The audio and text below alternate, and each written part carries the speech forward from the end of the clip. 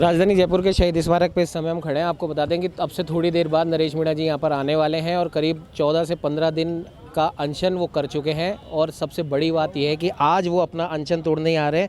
उनके कुछ समर्थक उनके गांव के आसपास के गांव के कुछ हैं। मैम, आज नरेश मीणा जी अपना अनशन तोड़ रहे हैं। जाहिर सी बात है आप लोगों की वजह से तोड़ रहे हैं, क्योंकि वो तो नहीं तोड़ना चाहते थे। तो क्या कुछ ऐसी सूचना आपके पास आई है कि सरकार ने कुछ मांगे मानी है?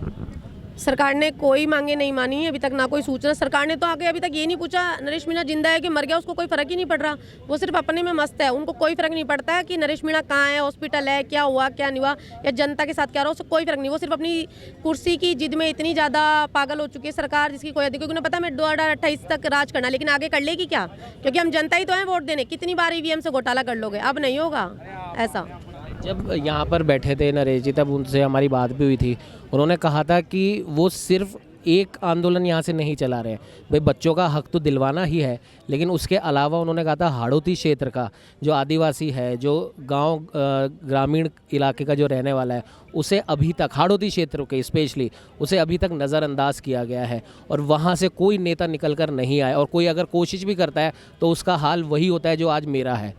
बिल्कुल सही बात है। वहाँ पे प्रमोद जैन भाया हैं वहाँ पे, है ना, लेकिन वो कोई, क्योंकि हड़ौती के अंदर है ना बहुत ही गरीबाई है। मैं खुद वहाँ पर एलन के अंदर मैनेजर रह के आई हूँ। मैंने खुद ने वहाँ देखा है कि वहाँ पे मतलब लोग 5,000 रुपये और एक टाइम की रोटी के पीछे वहाँ पे लोग अपना गुजारा करना समझते हैं, क्योंकि वो उनको सिर्फ इतना ही सीमित रख लिया है। तो इसलिए वहाँ पे नेता मंत्री सिर्फ अपने में मस्त हैं। ओम बिरला है वहीं से ही है, वो भी है ना, शांति धारीवाल जी वो भी वहीं से ही है, लेकिन वो जनता के लिए क्या कर रहे हैं? सिर्फ अपने लिए कर रहे हैं। लोग स्पीकर हैं ओम बिरला कहने के लिए। हड़ौती के अंदर चाहे तो बहुत कुछ कर सकते हैं इनके लिए, है ना, लेकिन कुछ नहीं है। वो आज भी वैसे के वैसे ही हैं जैसे आदिवासी पहले थे और अभी भी हैं।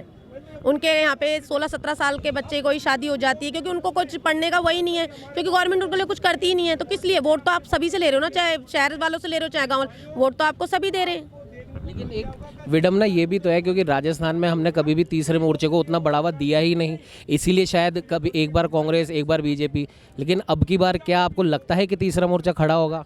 बिल्कुल खड़ा होगा, नरेश भैया खड़े होंगे और हम सब नरेश भैया के साथ है, क्योंकि है ना, सिर्फ राजस्थान ही नहीं, पूरे ऑल इंडिया के अंदर मतलब नरेश भैया की पूरी आवाज़ है कि एक ऐसा व्यक्ति है जो जनता के लिए लड़ रहा है। बाकी कोई नेता जनता के लिए लड़ा आज तक हमने नहीं देखा कि वो अनशन पे बैठा होगा। एक अन्ना हजारे बैठा था दिल्ली के अंदर, और एक आज हमारे नरेश भैया बैठे हैं। बस आपको बता दें नरेश मीणा के ये समर्थक हैं और ये यही कह रहे हैं कि जो काम नरेश मीणा ने यहाँ पर बैठकर किया है, आने वाले विधानसभा चुनावों में अब की बार तीसरे मोर्चे के एक सर्वव्यापी नेता के रूप में नरेश मीणा को खड़ा करेंगे। और तीसरा मोर्चा जो आज तक राजस्थान में कभी नहीं हुआ, अब की बार करने की वो पूरी कोशिश होगी। और भी हमारे साथ यहाँ पर लोग हैं। क्या कहना चाहोगे बाबूजी आप?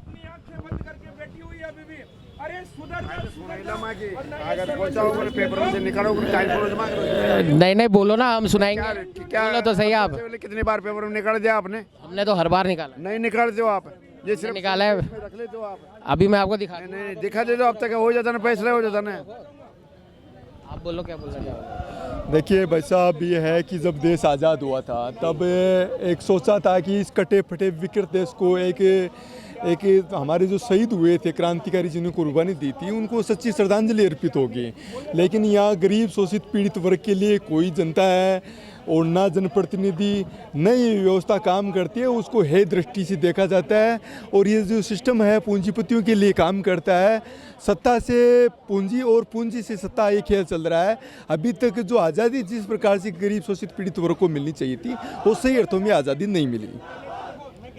बिल्कुल। और भी लोग हैं यहाँ पर, उनसे भी हम बात करने की कोशिश करते हैं। कुछ लोग हैं यहाँ पर। क्या कहना चाहोगे आप? आज नरेश मीणा जी अपना अनशन तोड़ रहे हैं। नरेश भैया आज अनशन तोड़ रहे हैं। जो उन्होंने बोला था कि 50 लाख रुपए की जो आर्थिक सहायता है शायद वो पूरी हो गई है, इसलिए अनशन तोड़ रहे हैं।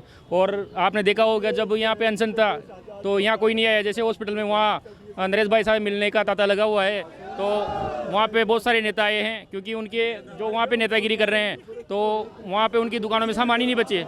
उन जो नेतागिरी कर रहे हैं ना, उनकी दुकानों में सामान नहीं बचे, इसलिए नरेश भाई साहब से मिलने आ रहे हैं वो, क्योंकि सबको नरेश भाई साहब का सपोर्ट चाहिए। अगर नरेश भाई साहब का सपोर्ट अगर उनको नहीं मिलता है तो वो बिल्कुल वहाँ से खत्म हो जाए, कांग्रेस और बीजेपी के दोनों। तो नरेश भाई साहब का सपोर्ट के लिए तमाम नेता वहाँ पर आ रहे हैं, जैसा आप कह रहे हैं।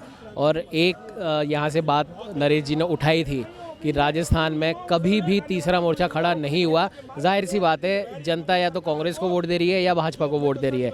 लेकिन जब आप बोल रहे हैं, अभी ये महिलाएं बैठी हैं, इन्होंने भी बोला कि अगर तीसरा मोर्चे के नेता नरेश मीणा बनते हैं तो राजस्थान अब की बार तीसरा मोर्चा भी देखेगा। बिल्कुल, अगर नई सेना बनती है, भगत सिंह ब्रिगेड जैसे भाई साहब ने घोषणा की, अगर वो बनती है तो राजस्थान में बिल्कुल नई क्रांति आएगी एक। और इन सारे जो कांग्रेस बीजेपी के जो दलाल बैठे हैं, पैसा कमाने के लिए बैठे हैं, धन बल की राजनीति कर रहे हैं, जैसे हमारे कोटा में है, तो इन सब की दुकानें बंद हो जाएगी, होगी वो तो आपको पता लगेगी। सब आए रहे हैं ना हॉस्पिटल में दौड़ दौड़ के वहाँ। तो आज शहीद स्मारक से आज अब क्या संदेश इन तमाम राजनीतिज्ञों को देना चाहोगे अपनी तरफ से? यही है कि पीड़ितों की मदद करनी चाहिए इनको, और आगे भी कोई अगर ऐसा होता है तो उनका साथ देना चाहिए। कोई अगर नरेश भाई साहब जैसे आंदोलन करता है तो उनका साथ देना चाहिए। बाद में नहीं आए, ऐसे जैसे हॉस्पिटल में आए, पहले आना चाहिए था इनको यहाँ पे। बस यही संदेश देना चाहता हूँ। क्या लगता है जो मांग यहाँ से नरेश जी उठा रहे थे वो मानी जाएगी? सरकार कहाँ मान रही? सरकार तो मान नहीं रही अभी। अब देखो आगे अगर के जो रेंगती है सरकार की, नहीं मानने की तो उठा के पटक देंगे इसको, तीसरे मोर्चे के माध्यम से पटक देंगे दोनों को। तीसरे मोर्चे के माध्यम से अगर सरकार ने बात नहीं मानी तो तीसरे मोर्चे के माध्यम से सरकार को उठा के पटक के बारे में हम झालावाड़ इंसिडेंट के बारे में ये बोलना चाहते हैं कि हमारे मांगे ये बिल्कुल ज़रूर मानी जाएगी, और जिस प्रकार युवाओं ने जो सहयोग किया उसके लिए धन्यवाद। बिल्कुल ये मांगे मानी जाएगी, और इस गूंगी बहरी सरकार को हम नेक्स्ट ईयर उखाड़ फेंकेंगे। गूंगी बहरी सरकार को नेक्स्ट ईयर उखाड़ के फेंक देंगे अगर इनकी बात नहीं मानी गई। अब देखने वाली बात यह है, नरेश मीणा जी का जो आंदोलन है वो तो आज उनका अनशन टूट रहा है, लेकिन अब बात मानी है नहीं मानी है उसके बारे में कुछ नहीं पता।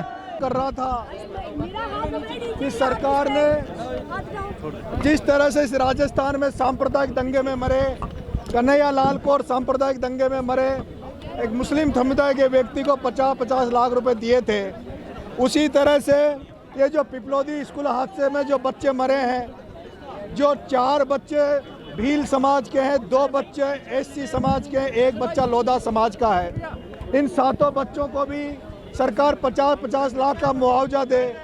लेकिन मैं 15 दिन तक अनशन पे रहा, उसके बावजूद भी सरकार ने किसी तरह की संवेदनाएं व्यक्त नहीं की और ना ही मेरे से किसी तरह की वार्तालाप करने की कोशिश की।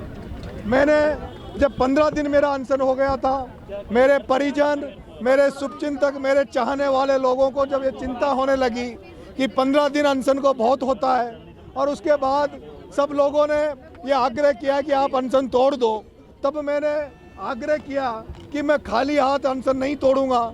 मैं या तो सरकार मेरी मांगे माने या फिर मैं कुछ इनको ऐसा देकर भेजूं ताकि ये विश्वास पैदा हो कि नरेश मीणा किसी के साथ लड़ाई में खड़ा है तो पूरी ताकत और ईमानदारी से खड़ा है। मैंने 24 घंटे में आह्वान किया था कि मेरे को इन परिवारों के लिए आर्थिक मदद की जरूरत है, और मैं आज सौभाग्यशाली हूँ। राजस्थान की जनता को धन्यवाद देना चाहता हूँ, राजस्थान की इस वीर भूमि के लोगों को धन्यवाद देना चाहता हूँ कि 24 घंटे के अंदर अंदर लगभग 80 से 90 लाख रुपए हमारे पास अब तक आ चुके हैं उन परियोजनों के लिए। तो अभी आपने नरेश मीणा जी को सुना, उनका साफ तौर पर कहना था, उन्होंने ये कह दिया था कि जब तक इन परिवारों के लिए समुचित आर्थिक मदद की व्यवस्था नहीं हो जाएगी वो अपना अनशन नहीं तोड़ेंगे। और आज एक भामाशाह ने करीब 1 करोड़ के आसपास तक की मदद कर दी है, और वही नरेश मीणा जी बता रहे हैं, और शायद इसीलिए उन्होंने अनशन तोड़ा, और उनको अनशन तोड़ना भी चाहिए था, क्योंकि उनके आने से पहले यहाँ पर मौजूद उनके समर्थकों से बात हुई थी, तो उनका कहना था कि भगत सिंह को अब हम मरने नहीं देंगे, हमें आज इस युग में भगत सिंह की ज़रूरत है, और भगत सिंह के रूप में वो नरेश मीणा जी को देखते हैं। राजेंद्र गुड़ा जी हमारे साथ मौजूद हैं। भाई साहब, आप लोगों के आने से पहले महिलाओं से और यहाँ तमाम लोगों से हमने बात करी थी, आपका भी उन्होंने नाम लिया, नरेश भाई का भी नाम लिया, आप शुरुआत से उनके साथ हैं। आज ठीक है सरकार ने बात नहीं मानी, लेकिन जिस मदद की आप बात कर रहे थे उन बच्चों के लिए, उन परिवारों के लिए, वो मदद हो गई है कम से कम। इस सरकार को तो जनता ही बनाती है, और जनता ने ये इसमें न्याय किया है। सारी जनता ने तय किया कि हम इस आंदोलन में इस लड़ाके को, नरेश को, क्रांतिकारी को हम मरने नहीं देंगे। और इसके बाद भी जनता ने, चाहे किसी ने 1 रुपये दिया, चाहे किसी ने लाख दिया, चाहे किसी ने करोड़ दिए, लेकिन सभी धन्यवाद के पात्र हैं। और जिन्होंने, मैं तो कह रहा हूँ, घर इस टाइम में कटाई का टाइम चल रहा है, और उसके बावजूद सारे नौजवान हज़ारों की तादाद में 15 दिन से शहीद स्मारक पर यहाँ, कभी SMS के सामने, कभी मसाल जुलूस में, कभी किस में, जिस तरीके से घर बार छोड़ के भूखे प्यासे सारे लोग, नरेश मीणा खाना नहीं खा रहा, उसके सैकड़ों समर्थक भी खाना नहीं खा रहे। बहुत से ऐसे इन लड़कों में ऐसे में एक लड़का बिल्कुल चक्कर खा के गिर गया, मैंने क्या कहा, बोले ये भी खाना नहीं खा रहा। बहुत से इतने जज्बाती लोग हैं, नहीं खा रहे। अब यहाँ से सरकार को क्या संदेश देंगे, क्योंकि हमने लोगों से बात करी, लोगों ने कहा है कि तीसरे मोर्चे की अब सख्त आवश्यकता है राजस्थान में। देखिए मैं आपको बताना चाह रहा हूँ, सरकारों को समझना चाहिए। सरकार के आगे आँख फूट रही है, दिखा को नौजवान कहीं बावड़ हो रहे है, और वो सरकार ने चेप दे गए। 20 महीना की तो राज की जमानी गई, अब 20 महीना वो बुढ़ापा, फिर चुनाव की धमाड़ चालू हो जाएगी, हो जाएगा काम। अरे जनता आपको बताओ, और जिस तरीके से ये सोच रहे हैं कि एक बार कांग्रेस एक बार बीजेपी, नहीं, अब जनता करेगी फैसला। राजस्थान का मुख्यमंत्री दिल्ली से नहीं, राजस्थान की जनता बनाएगी।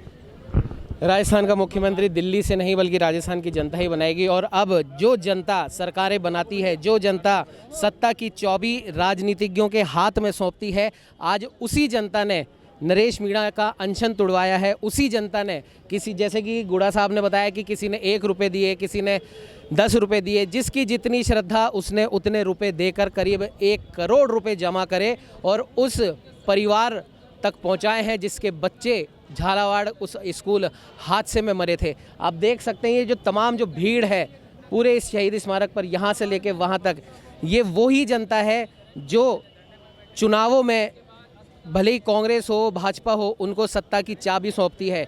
और आज इस जनता ने, हम कह सकते हैं इस जैन जी ने आज नरेश मीणा का अनशन तुड़वाया है।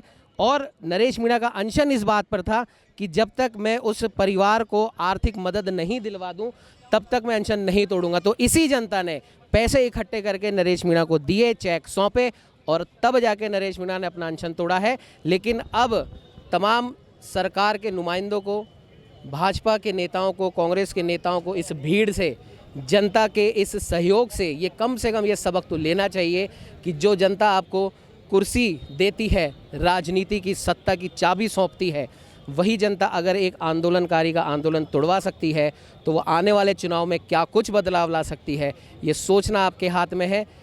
और सख्त संदेश यहाँ से यही गया है कि अब वो दिन गए जब राजस्थान में जो ट्रेंड था, एक बार भाजपा एक बार कांग्रेस, अब की बार इस शहीद स्मारक से राजेंद्र गुड़ा ने और जनता ने यही कहा है कि अब की बार हो सकता है राजस्थान का ट्रेंड बदले और शायद तीसरे मोर्चा यहाँ पर अपना सर उठाकर खड़ा दिखाई दे। सहयोगी कैमरामैन अजय के साथ उमंग माथुर, न्यूज़ 21।